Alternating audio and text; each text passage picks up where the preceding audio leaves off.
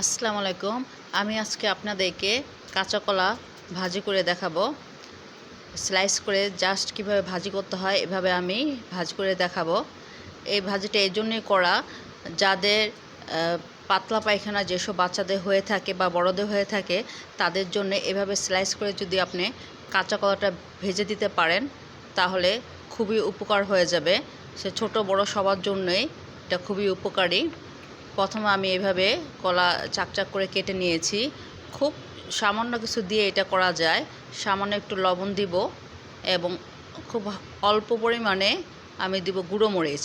এটা জাস্ট না দিলেও হয়, কারণ যেহেতু অসুস্থ বড় ছোট সবার জন্যে এই গুঁড়ো মরিচটা একটু দিলে একটু স্বাদ ভালো হবে।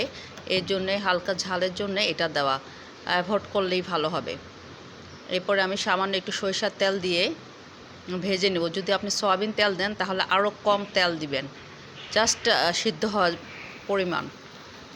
আমি এখানে সরিষার তেলের মধ্যে সব ছেড়ে দিচ্ছি এবং জাল খুবই লো হিটে হবে, যেন আস্তে আস্তে সিদ্ধ হয়ে যায়। ভাজার জন্য না, জাস্ট সিদ্ধর জন্য। যত কাঁচা কাঁচা অবস্থায় সিদ্ধ করে আপনি রুগীকে খাওয়াতে পারবেন ততই আপনার রুগী তাড়াতাড়ি ভালো হয়ে যাবে। এটা খুবই উপকারী একটি খাবার, ছোট বড় সবার জন্যে। আসসালামু আলাইকুম।